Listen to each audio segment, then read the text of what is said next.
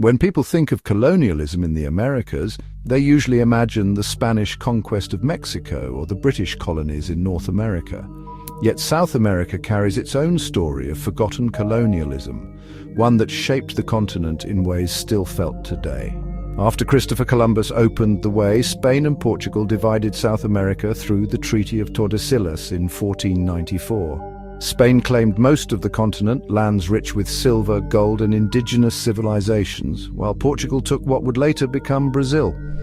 But beyond this famous division, there were lesser-known colonial encounters that are often forgotten. The Dutch, French, and even the British tried to establish footholds in places like Suriname, Guyana, and the Caribbean coasts of Venezuela.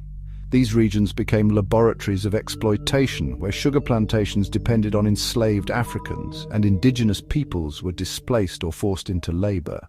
While Spanish and Portuguese empires dominated the headlines, these secondary colonies quietly expanded European control across South America. One of the most overlooked stories is the deep cultural transformation that followed. Languages, religions, and even food traditions were reshaped by centuries of colonial rule. Indigenous knowledge was suppressed and entire communities disappeared. At the same time, enslaved Africans brought to the continent left a lasting mark on music, dance, and resistance movements that challenged the colonial system.